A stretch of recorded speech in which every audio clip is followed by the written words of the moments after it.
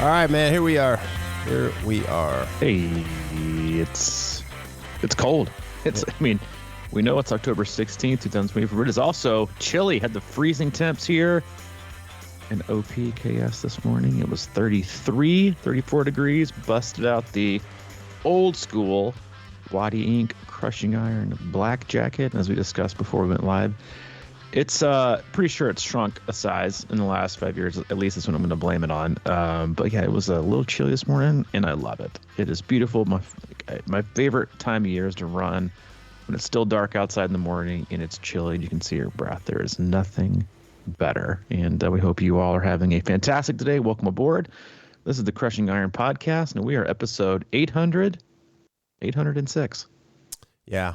I'm going to have to take your word for it on the morning stuff. I mean, I know. No, I've done it. Yeah, it is great. It's just a matter of like crossing that bridge from the bed to that, which it's quite impressive. The longer I delay, and I think most people are like this. I mean, and this is a late start for me. I didn't start my run today until after 7. I ran. I've been running a lot, and then we had hockey last night late, and then stayed up a little bit later, slept in. And then I was having a hard time getting the old jump start this morning. Usually I'm like, can't wait, get out the door. And my legs are a little bit tired. I was doing the old, the good angel on one shoulder and the devil on the other. Is like, your legs are a bit sore, take the day off. And I was like, it'll feel better once you're done. So I hemmed and hawed for about, 45 minutes. So I didn't get out the door till 7, and it was already light outside, but it was still beautiful. It was awesome to get out there and enjoy, but sometimes it's hard to just kind of consistently keep doing it and do it. But I know we have a question to kind of like hit on today, but I posed this one to myself today because I did intervals yesterday, hill repeats, and then today I had just like a very easy like zone 1, zone 2 run.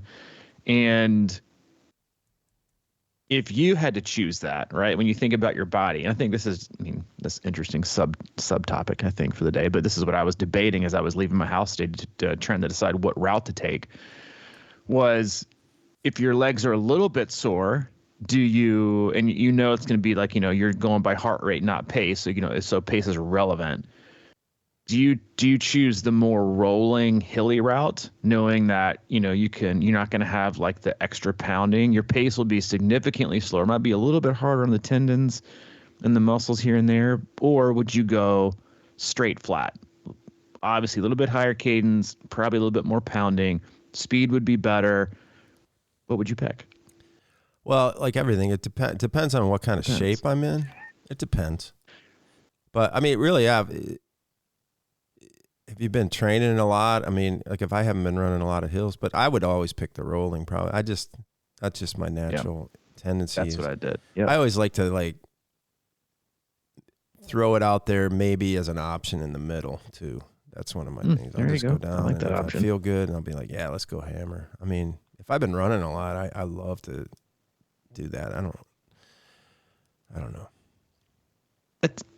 I'm the same. So I picked the hilliest route that I have.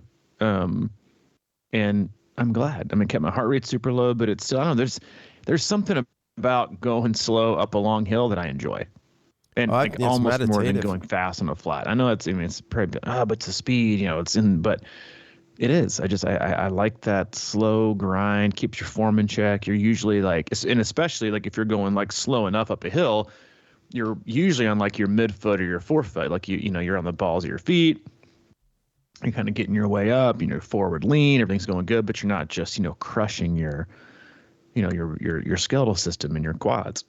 They'd have to be a little bit ginger on the way back down. But yeah, no, I picked out this morning. And again, it's a awesome time to run. We got not a lot of topics today, but we are going to talk about running.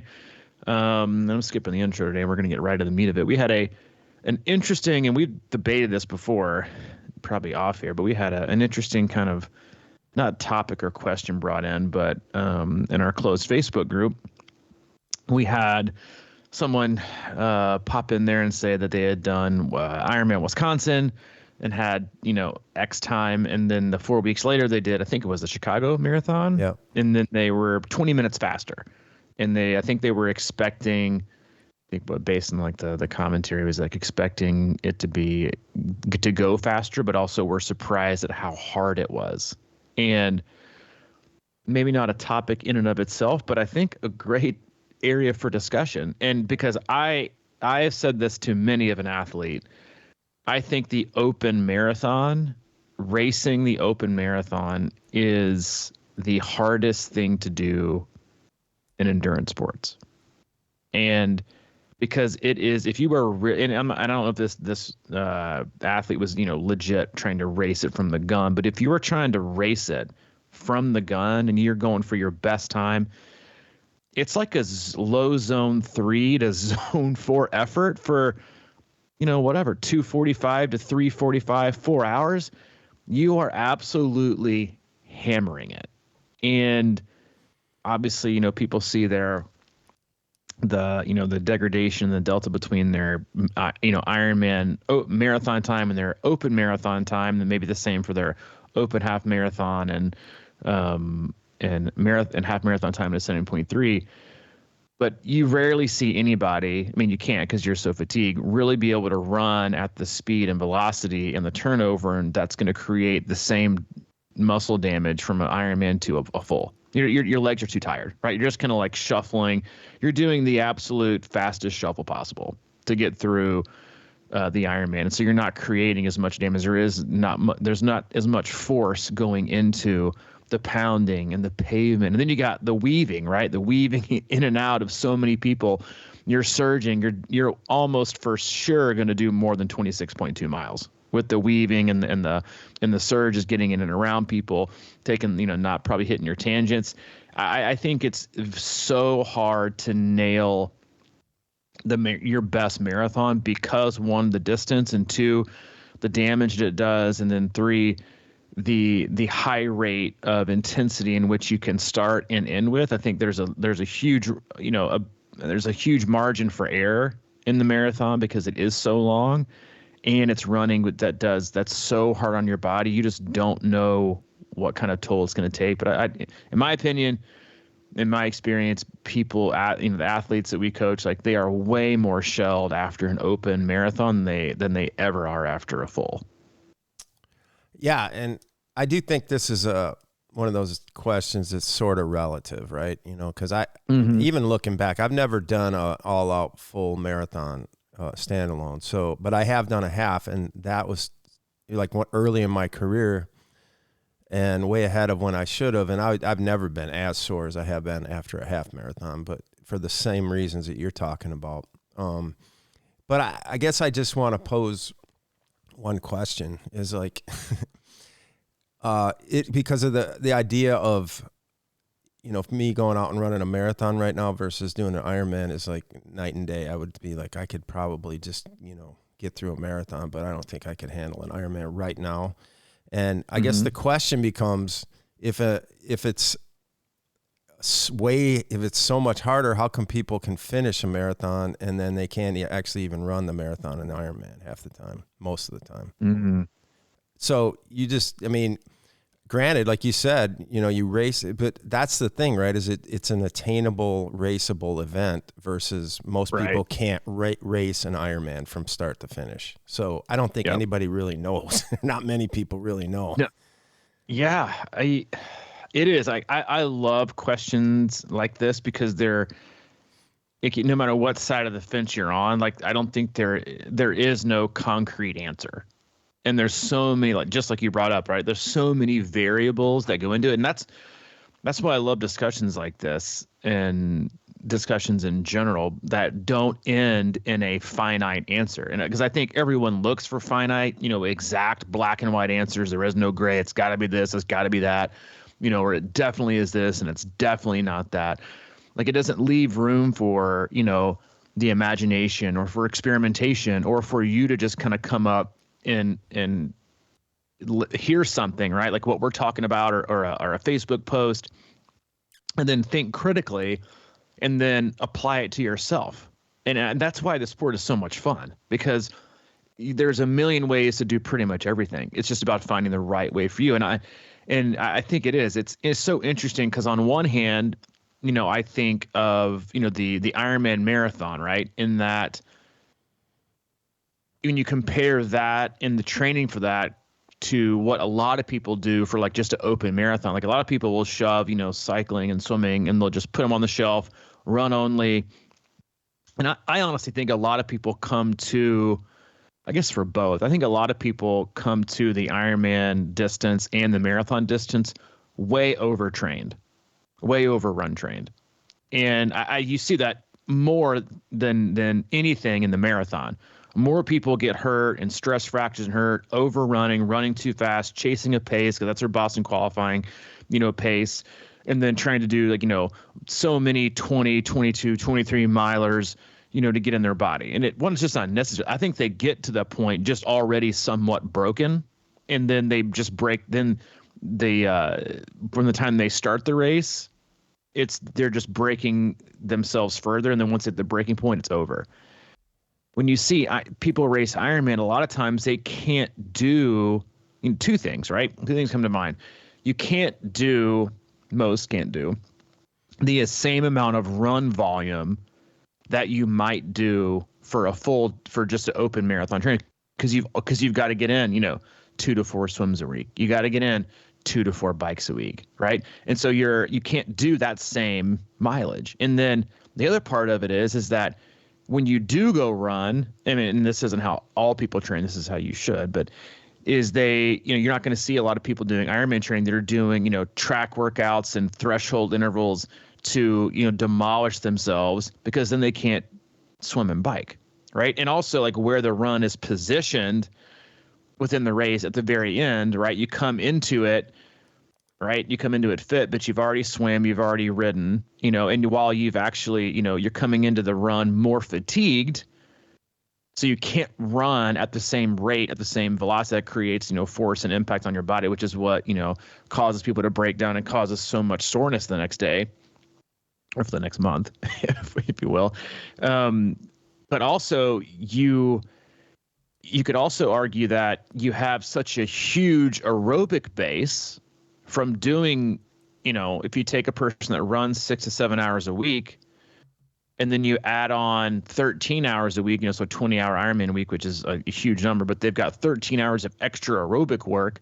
Maybe their engine is far better than their chassis, right? Because they come to the sport with a huge aerobic engine, swim background, cycling background. They do all this extra aerobic work, but it's no impact, right? Swimming and cycling, no impact. And you still get that aerobic benefit when you come to running, but your body can't handle the speed in which you're allowed to run, because if you just went on it based by the size of your engine, the horsepower you have, maybe you could run, X pace, but because you haven't run enough and you're not durable enough, you can't run at that rate.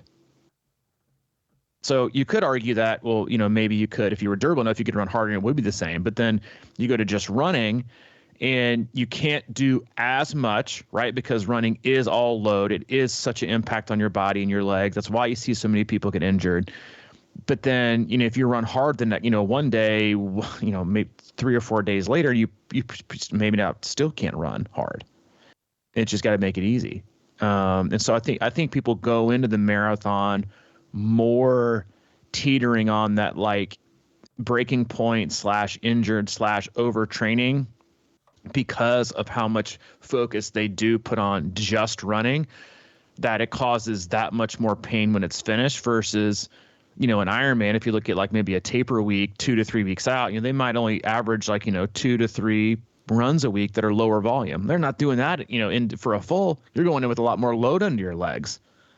So and you can go either way, right? In terms of what could be the most painful. But let's say you'd have poor nutrition on your open marathon, and you bonk at mile 13, and it's a death march to the end, and you're super sore. But that soreness is more from lack of hydration or dehydration, under fueling, and that's where your soreness comes from. So you weren't able to run as hard, but maybe you swam and rode a lot.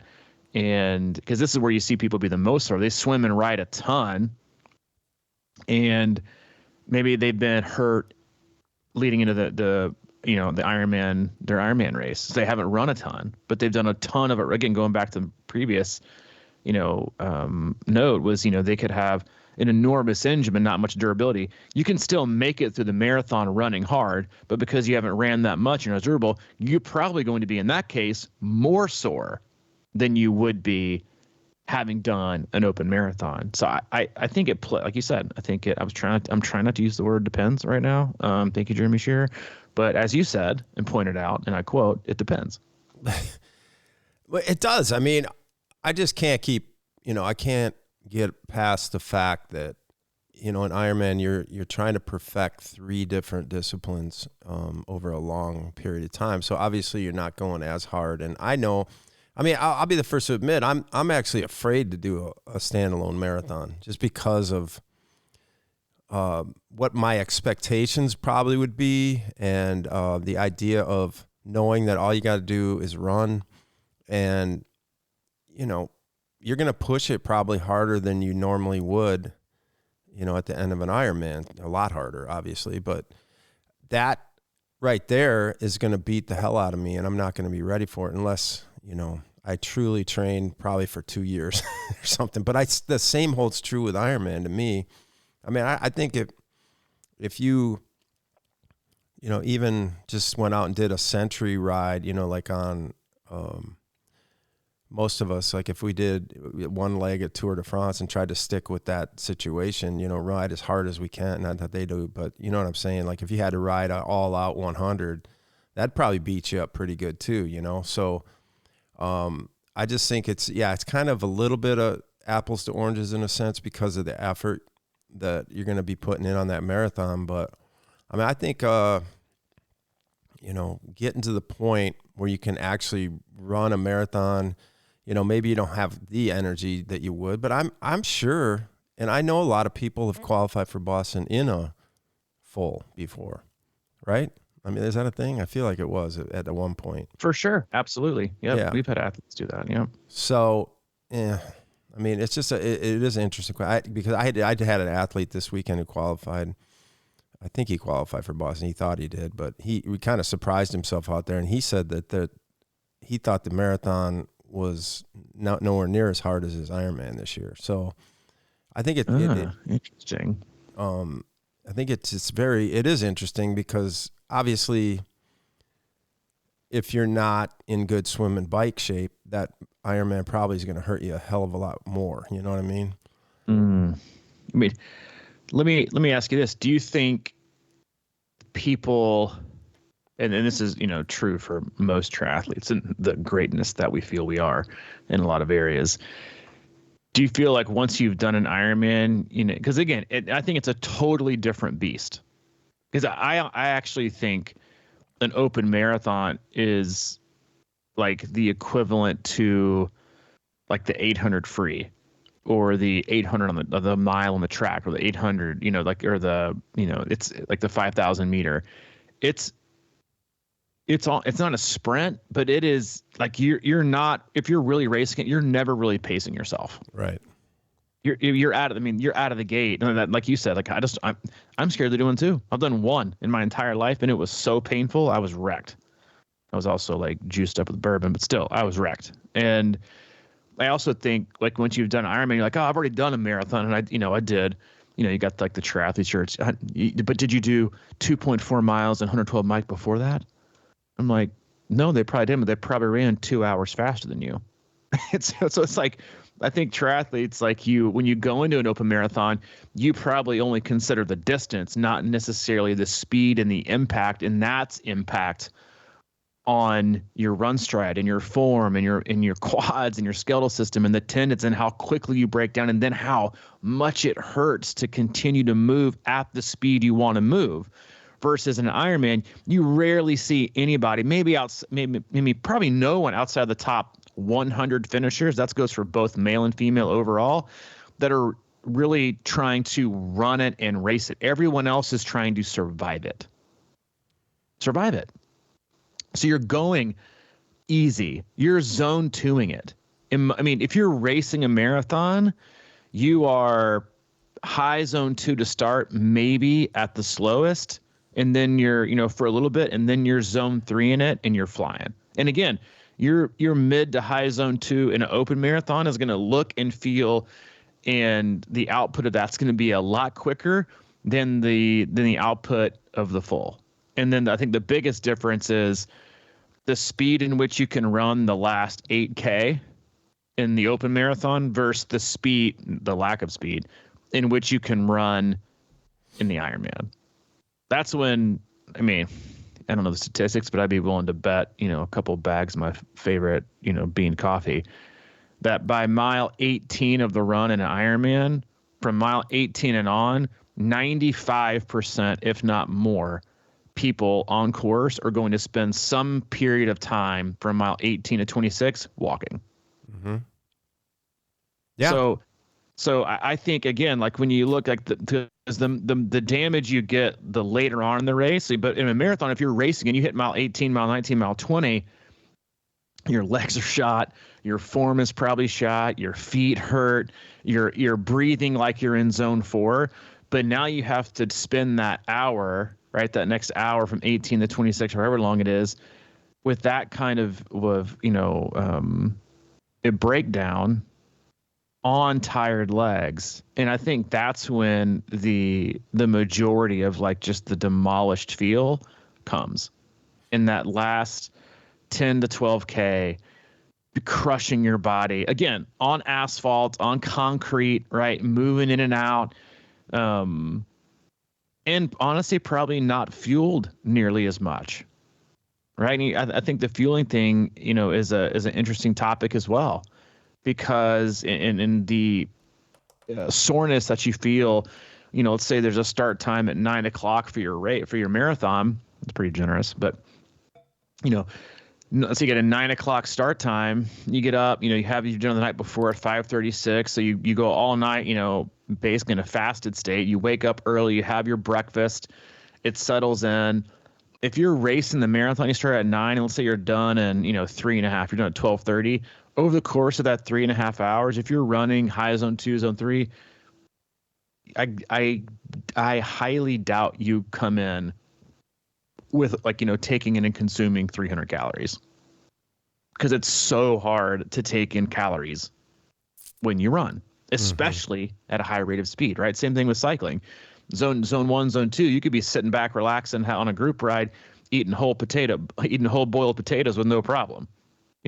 You ask you to do, a 70.3 or an all-out 2-hour effort, and you can't do that. You got too much going on. Your energy expenditure is too high. You're not going to be able to take in as many calories.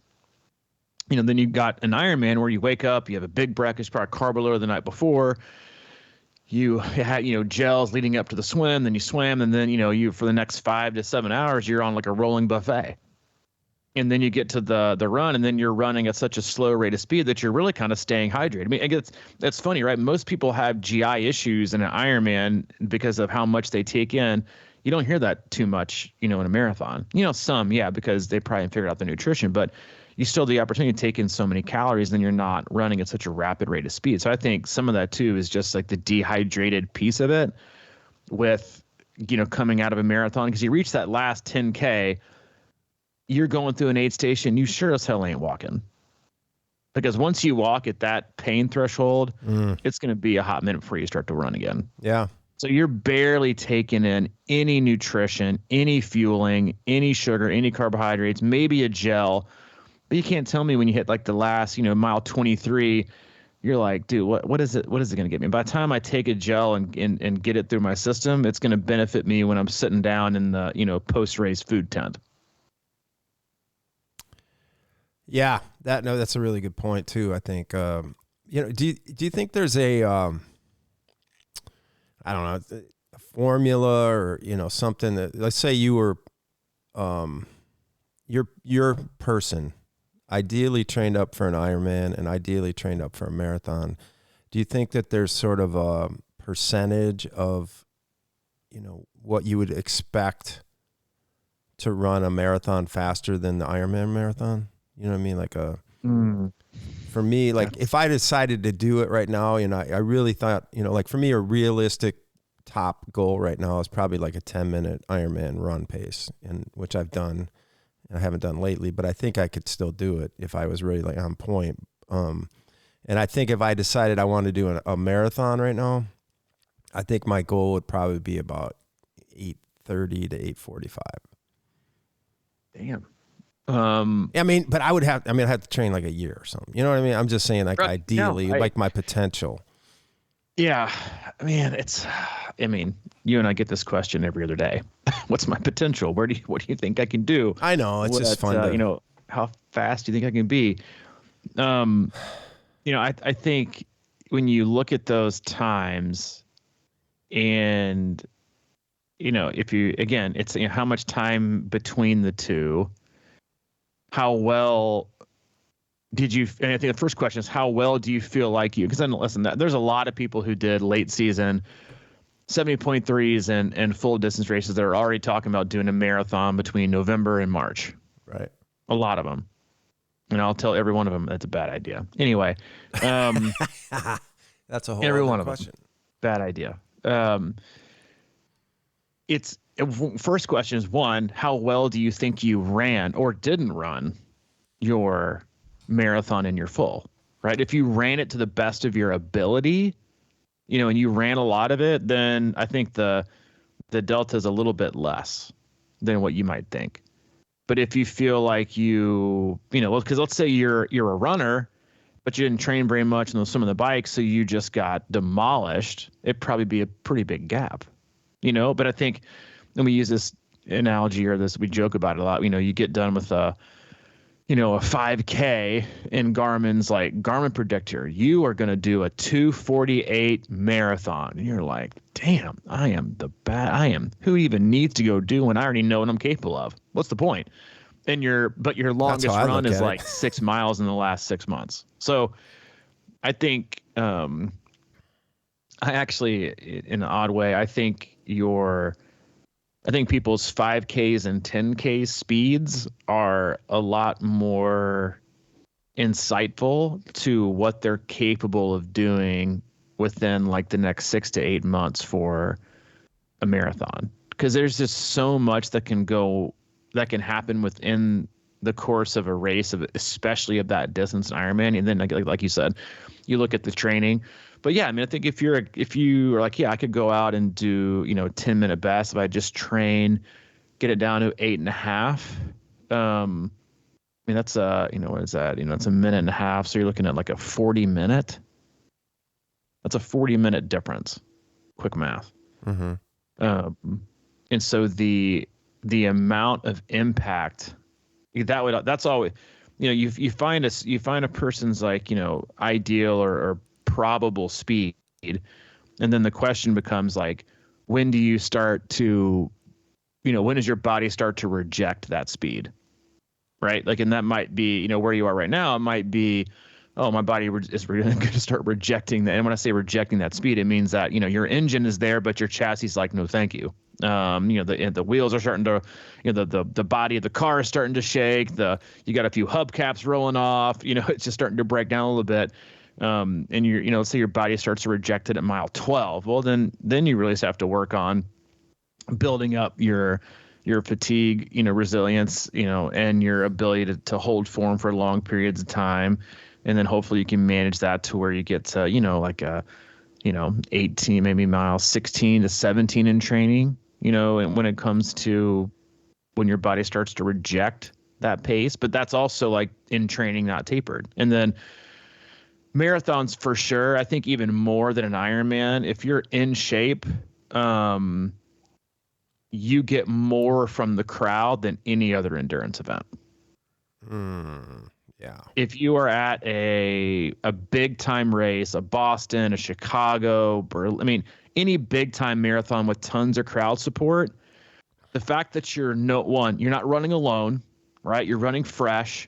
You got people to pace off of, which I think that's also one of the more underestimated benefits in racing, is to run with the pace group. Right? Because you go out for these runs, you don't have to pace at all. You just run with one guy, one girl is responsible. And it's a huge responsibility. No, thank you. I don't want that. But they are responsible for pacing you to your best day. And so you don't even have to think. All you got to do is hold. That's it. All you got to do is hold on. Run their pace. So not having to think about pacing, right? And making right decisions, and then knowing you're on target. Am I too slow? Am I too fast? To me, that's a huge benefit.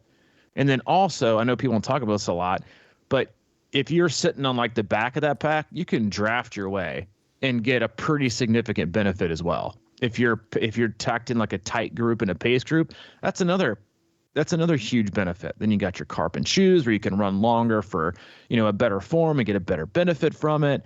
And then you got the crowd support. Again, I think there's huge benefits, which again, I think is why you see people shock themselves in marathons if they've got, a certain level of fitness and fatigue resistance to have a day that they weren't expecting. But that's also why they can feel more destroyed, because they, you don't want to say they overran their potential, because they obviously didn't, but they used all the, previously mentioned bonuses, if you will, to work in their favor, to give them that like daily boost. But then again, you got things that aren't great. Like you got to weave in and out of people who are, who are failing. You got to run extra. Everyone runs more than 26.2, except for like, the first 50 people. And so you got to run extra. So there's not, there's some, negatives, but I think crowd support is huge, which is also why, again, I just talked about it as a positive. It's the same thing as getting like the crowd coming out of T2 in an Ironman. You're going way too fast and you're going way too fast for what your fitness is. And then you end up blowing up later in the day because that's 100% what I did at Ironman Wisconsin that year. You and I did it when Hayden was born. I was in pretty good run shape. I came out flying. The State Street was jamming. There was the crowd was insane. I was like, this is the best thing ever. And I went out just a smidge too hot. And I paid for it later on in the day. I paid for it dearly. I think I was like 740s the first 10 miles, and that was not in the game plan. But I was just jacked. And you're also loose. That also, I think, leads to the marathon too. You come out and you're jacked. We got a ton of people that just did the Chicago Marathon. I got people doing Columbus Marathon. You got the Marines Marathon. It's marathon season. I always tell them, just don't start too fast, because that is where marathons are lost. Yeah, and it's hard not to, and especially getting off the bike. I think if you feel pretty decent, you're at least warmed up and you're ready to go a little bit more. Sometimes the marathon, I'm sure that people that actually race it really get nice and warmed up before that, because it could get dicey. As we're talking here and you're talking about the marathon and everything, I think, we're talking about, is it harder to do an Ironman or is it harder to do a marathon? And I think the effort and just like the stuff that you're talking about, as far as you're just going harder, probably way harder in a regular marathon, obviously. But the question becomes, to me, is sort of like, well, who's done more? I'm sure there's been like 50 times more people that have done a marathon than an Ironman, right? So then you're talking about, is it harder to actually race it, or is it harder to actually commit to it and train to it? There's different elements of it as well. Because a lot of people, their bucket is to do a marathon. And I think obviously some people bucket list an Ironman, but it's just, you're talking about that 18-mile, like in a standalone marathon, how that can kind of be a make or break point, and everything just gets to the point where it's really, you got to fight through, and you got a little bit of time left, and maybe a 4-hour day or 4.5-hour day or whatever versus a 12 or a 16-hour day. And I think, sometimes you hit that spot where you can't keep rolling as much as you'd like in an Ironman, maybe at mile 5 or 6, because you just did a crazy bike, and your body is just destroyed.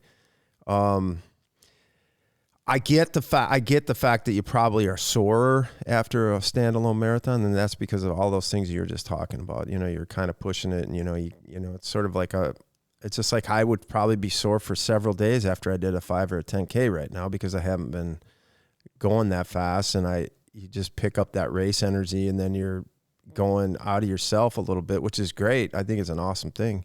And there's certainly no doubt that I mean, even after Ironman, but I haven't really expressed my Ironman run in a long time. So back in the day, I used to be sorer for longer because of that. But even still, that's not, high-end running for most people in Ironman. So it's just, I just think it's harder to do an Ironman. I guess that's what I'm getting at. It's got to be. I mean, I could do a marathon like next week, I think. It wouldn't be my best, but it would be similar to what I just did. I could probably knock off a minute relative. Per mile. Yeah, no, I agree with you. I mean, it is relative. And you said that, I think, right when we got going today. It was, I don't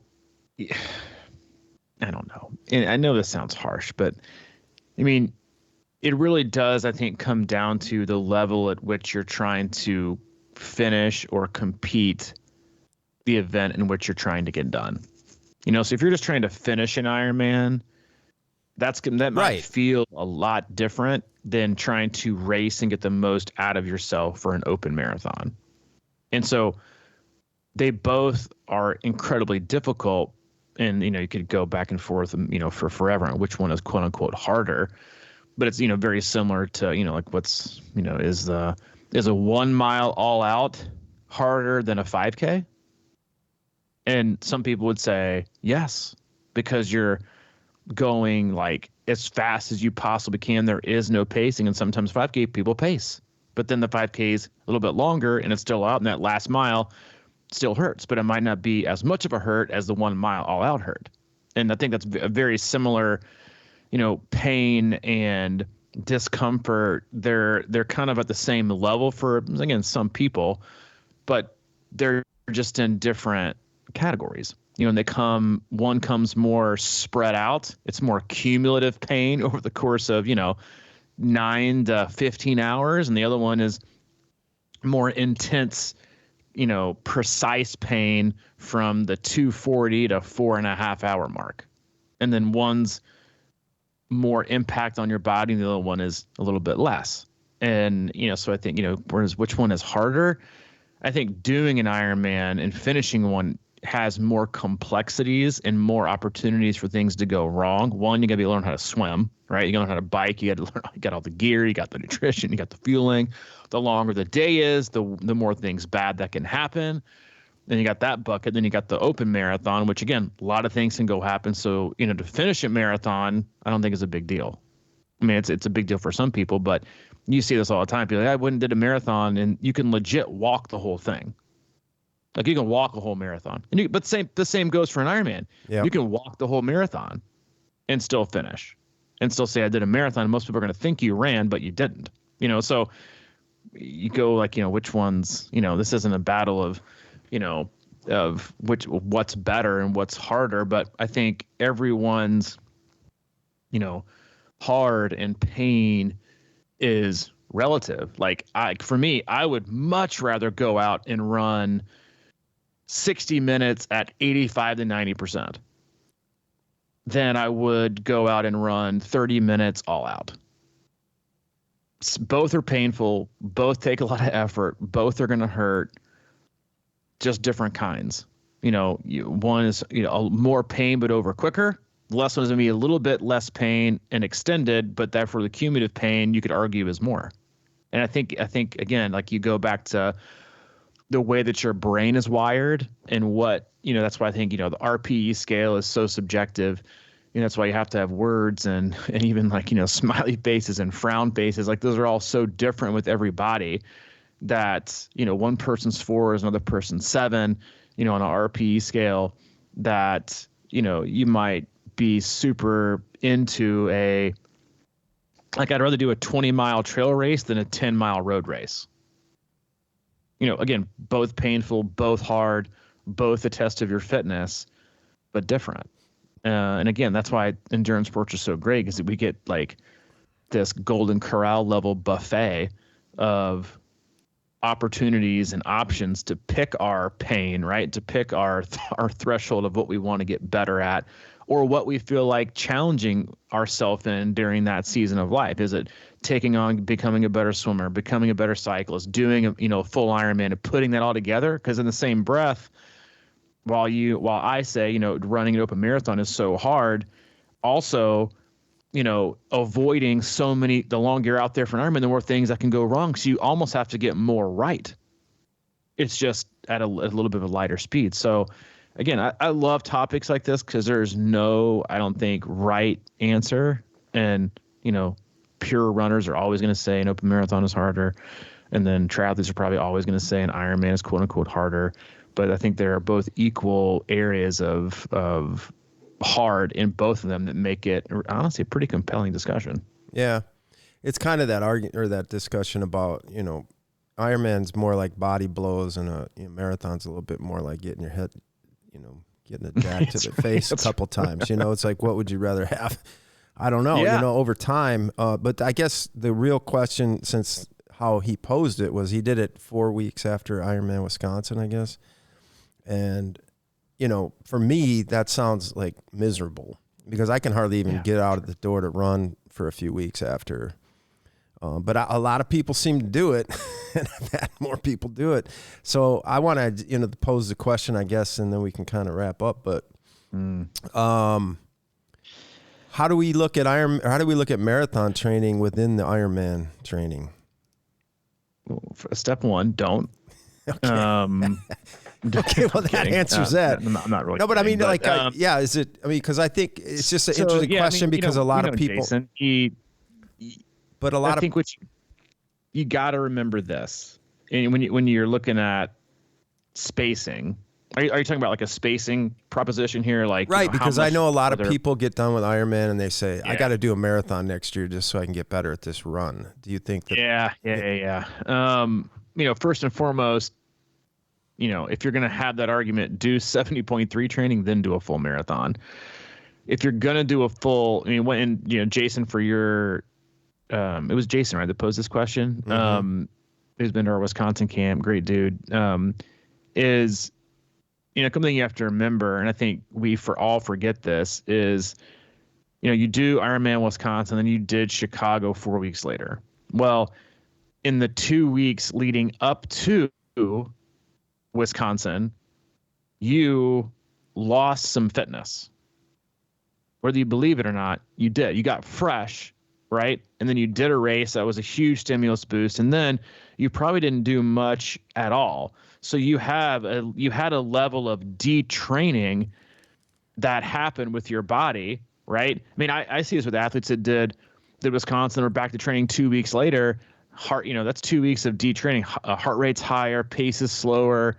That's just common, right? And so if you took 4 weeks, 4 weeks later, you lost a little bit of your juice. And so you definitely can't look at it as, I had the same level of fitness, because you didn't.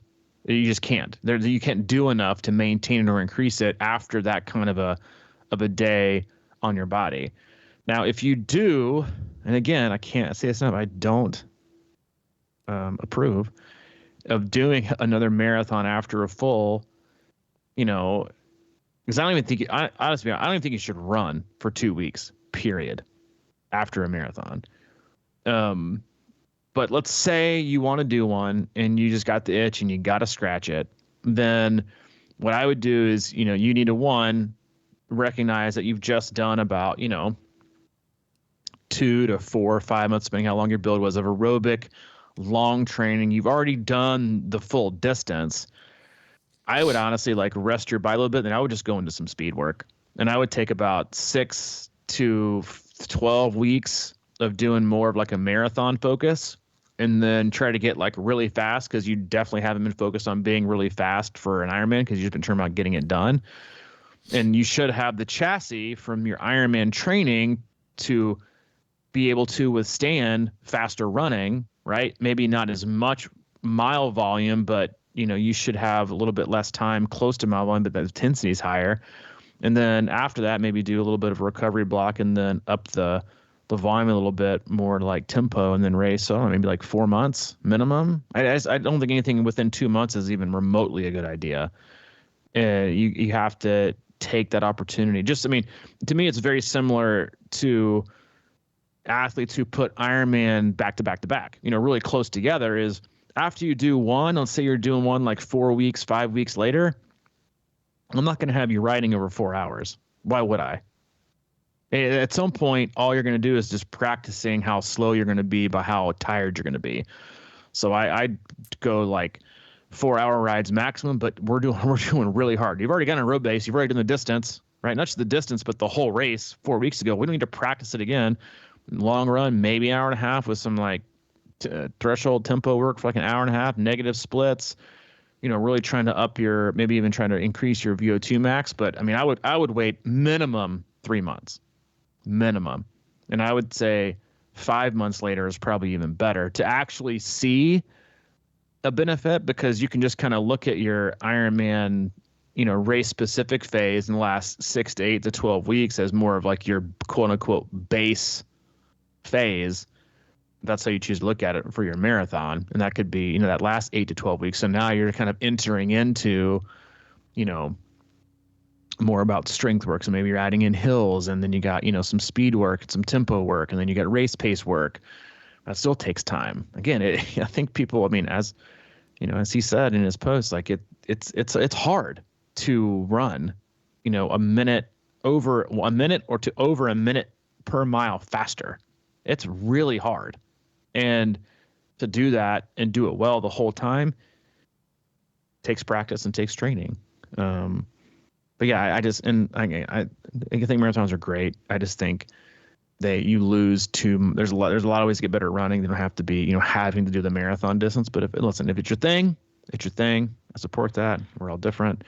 But I just think there's a lot of room for error when it comes to how most people like to attack marathon training, which is just to run way too much and way too hard, way too often. Yeah. Well, I mean, we're in a time now when people are starting to do all these crazy things, and, you see it all the time, right? So I did 6 ultras in 8 weeks or something, and you see that, and then, and obviously it's possible because people are doing these kind of things, but you just wonder about the long-term effects of it. I don't know. But, that idea of running a marathon as part of Ironman training, my personal experience, I mean, obviously I haven't done a marathon, so I can't really speak to that specifically, but like my best Ironman performances with the idea of doing run races and mixed in has always been 10Ks and halves.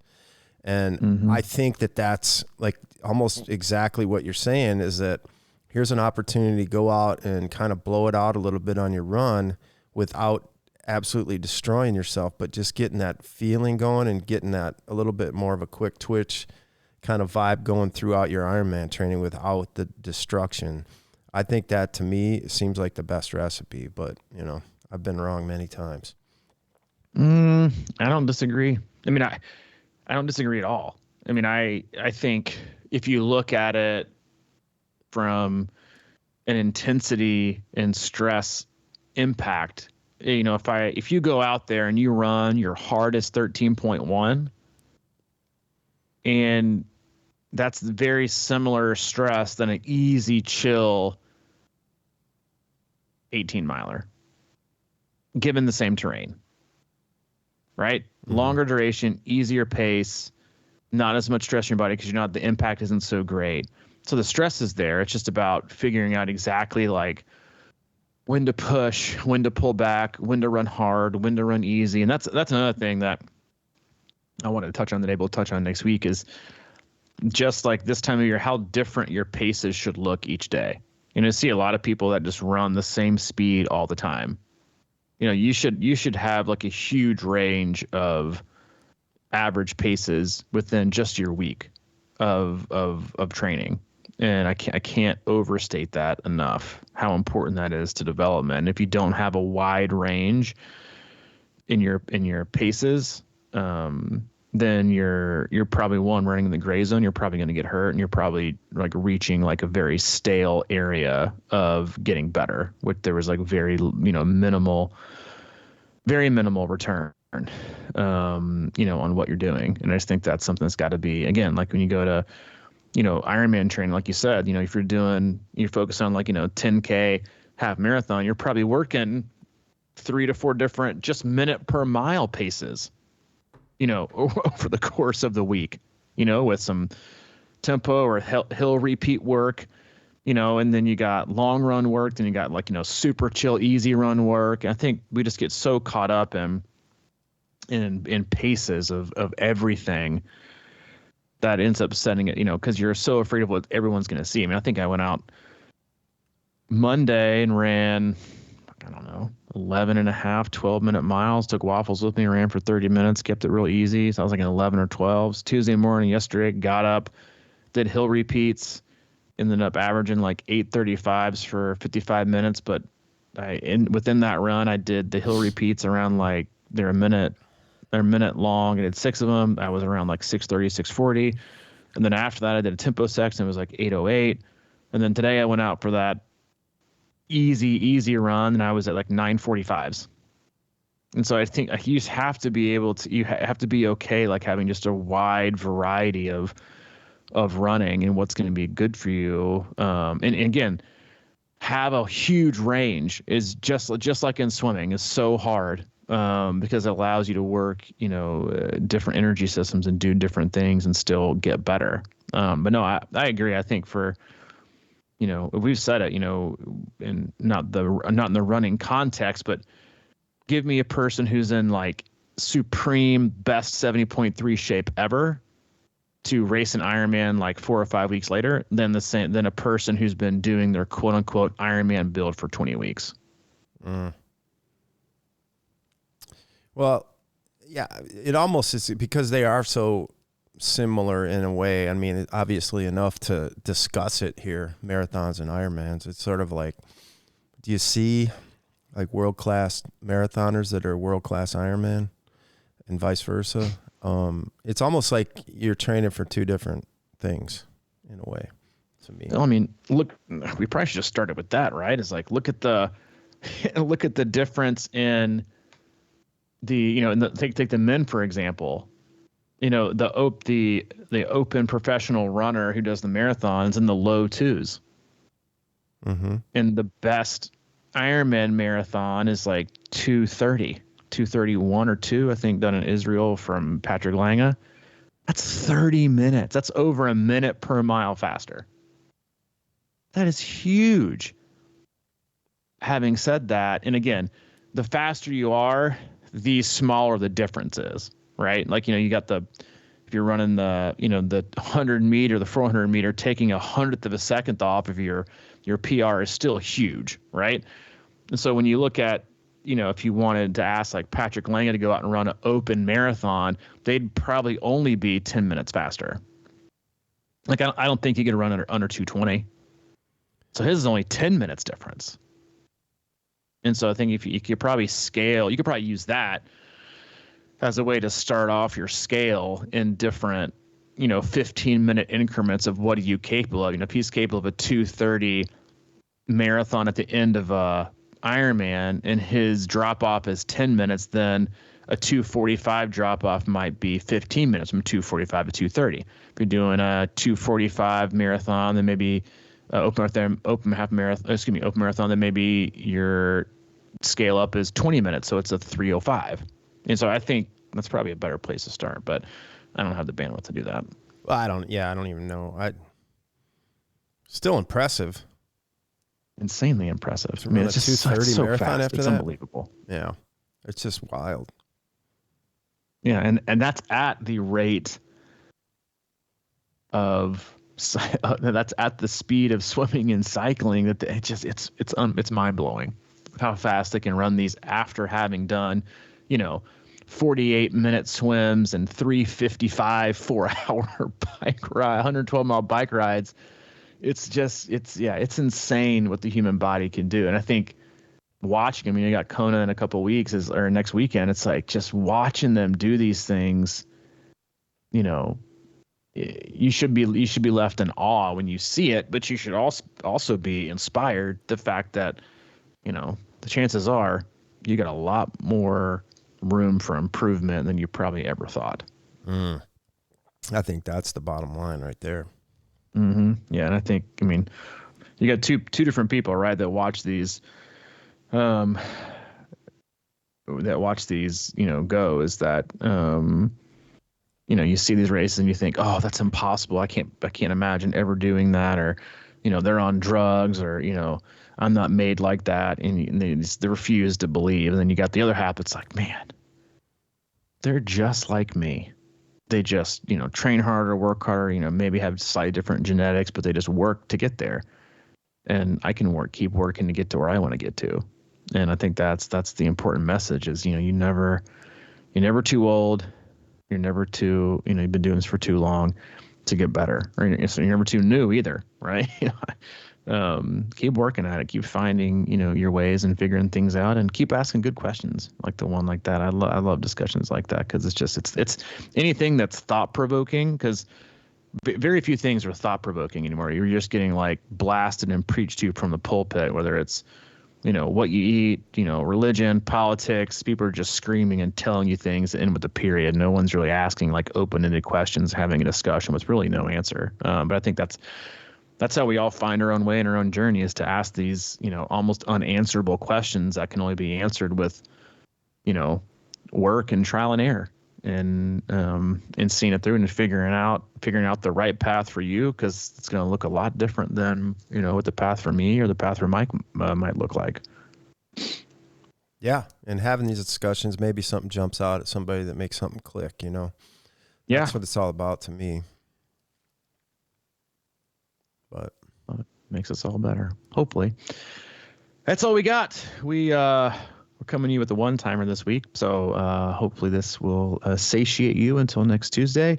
As always, we love you guys. We appreciate you. Go to our website, c26triathlon.com. It is our one-stop shop for all things coaching, camps, and community. If you need anything from Mike, he is available. Mike at c26triathlon.com. For anything from me specifically, I'm available at Robbie at c26triathlon.com.